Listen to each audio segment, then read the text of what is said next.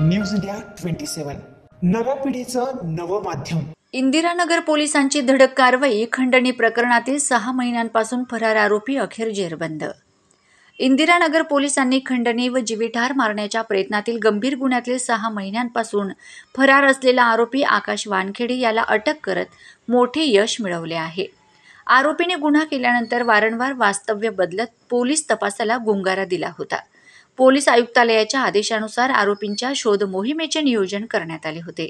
Indiranagar police ठाण्याचे वरिष्ठ police निरीक्षक तृप्ती सोनवणे यांच्या मार्गदर्शनाखाली गुन्हे शोध पथकाने तपासाला वेग दिला। आज 21 मे रोजी पोलीस अंमलदार अमोल कोथमिरे यांना खात्रीशीर गोपनीय माहिती मिळाली की आकाश वानखेडे जिल्हा रुग्णालय परिसरात मित्रांना भेटण्यासाठी येणार आहे। त्यानुसार पोलीस उपनिरीक्षक संतोष फुंदे व त्यांच्या पथकाने जिल्हा रुग्णालय परिसरात सापळा रचून आरोपीस अटक केली। आरोपी आकाश वानखेडे याच्यावर इंदिरानगर, अंबड व गंगापूर पोलीस ठाण्यामध्ये अनेक गंभीर गुन्हे दाखल आहेत।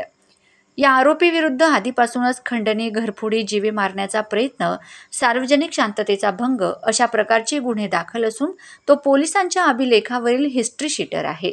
ही कारवाई पोलीस आयुक्त संदीप कणिक, पोलीस उपआयुक्त मोनिका राऊत, सहाय्यक पोलीस आयुक्त शेखर देशमुख यांच्या सूचनेनुसार करण्यात आली।